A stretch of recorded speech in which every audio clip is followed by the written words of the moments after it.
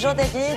Isabelle. Tout l'été, vous nous présentez de jeunes talents. Oui. Et aujourd'hui, vous avez choisi de nous parler de Constance Guisset. C'est une designer. Quel est son parcours ? Alors, elle a un parcours atypique, Constance. C'est pas n'importe quel type de designer. C'est une jeune femme qui a fait une grande école de commerce, qui après a fait Sciences Po, est sortie diplômée. Et pendant ses études, elle s'est dit non, ça va pas. Il faut. Quel rapport avec le design ? Aucun rapport. Sauf qu'elle s'est dit voilà, il faut que je réinvente ma vie. Et finalement, elle est allée visiter une école de design qui est l'ENSI. Et en visitant cet endroit, elle s'est dit non, c'est ça ma vie. Ma vie, c'est de créer, c'est de faire des choses.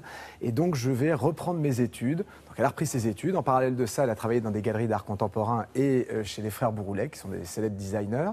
Et puis, l'éclosion est arrivée pendant qu'elle était en cours. Elle a fait certaines créations qui ont plu à d'autres designers, et puis de fil en aiguille, elle s'est mise à publier, voilà, et des producteurs, et elle s'est mise à publier son travail. Donc voilà, et Constance, plutôt que de grands discours, je préfère vous emmener découvrir son travail, parce que vous allez voir, c'est vraiment intéressant, et c'est la première femme qui a réussi enfin à faire se rencontrer un petit poisson et un petit oiseau qui s'aimaient d'amour tendre. Merveilleux.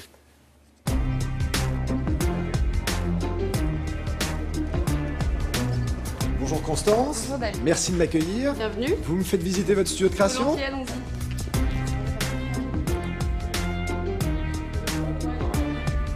Je cherche beaucoup la forme qu'on a envie de toucher, la forme qui a une forme de douceur aussi. La douceur, c'est quelque chose qui est très important pour moi dans mon travail et dans les objets.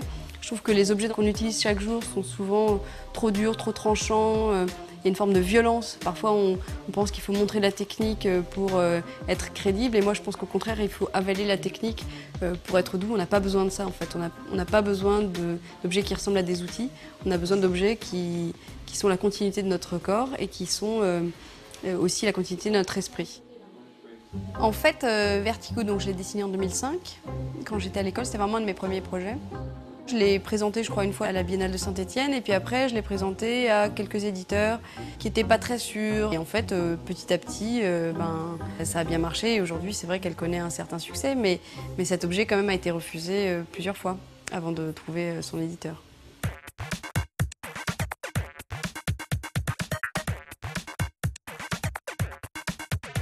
Quand on dessine un objet, on doit être responsable, on doit penser à l'objet tel qu'il doit être utilisé. Son usage doit être intelligent, ça doit être facile à comprendre, ça doit être ergonomique, la fabrication doit être pensée, la façon dont on le transporte, le respect de l'environnement, tout ça c'est une espèce d'alchimie. Et après, moi j'aime toujours beaucoup penser avec une grande liberté. Et donc je rêve, quand je marche, quand je prends le train, etc., je rêve beaucoup.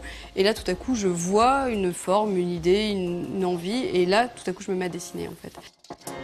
Alors duplex, c'est un objet sur l'illusion et la surprise. Parce que c'est comme si on avait un prestidigitateur à la maison qui pourrait se faire se rencontrer, un oiseau, un poisson, deux mondes qui ne se rencontrent jamais sauf dans les chansons. Et c'est comme ça que duplex est né en fait. Ah non, c'est bien. Enfin, elle est plus profonde en fait. Donc ça va plus loin, ça descend plus. Je suis obligée de signer, sinon je signe là, dans le creux là. Est-ce qu'on remplace pas ça par une petite lanière de cuir? Je ne m'intéresse pas tellement à la postérité et à l'existence de mes créations par la suite. J'aime bien que les gens vivent bien avec les objets et que ça leur plaise et qu'ils aient un vrai plaisir à les avoir. Mais s'ils doivent disparaître, je trouve que c'est assez poétique l'idée de l'objet qui disparaît. Très bien, voilà. C'est la place pour les autres objets qui vont arriver. En plus, elle est lucide. Non seulement elle a du talent, mais elle a bien conscience que tout ne reste pas. Tout à fait. Et alors, il y a une chose qui est très intéressante chez elle, parce que c'est vraiment passionnant. Je vous invite à aller sur le site internet de Télématin pour voir ses créations, il y a des liens. Ce qui est passionnant chez elle, c'est qu'il y a un vrai travail autour de l'illusion visuelle et de la surprise. C'est sa spécificité. C'est sa spécificité. Et son autre spécificité, c'est de travailler avec l'air. Donc, ses créations, finalement, vivent dans l'air, comme Vertigo, son plafonnier. Au fil de votre errance dans la pièce, ça va bouger et ça va vous donner des nouvelles sensations à chaque fois. Donc, c'est comme si vous aviez un nuage à l'intérieur de chez vous. Et puis, il y a ce sac à dos imperméable absolument génial où, grâce à lui, vous ne pourrez plus jamais être mouillé, même en partant en balade et même si l'averse arrive de manière inopinée. Et puis, le petit poisson et le petit oiseau, on les a vus à l'image, voilà. Et on a bien compris. Merci beaucoup.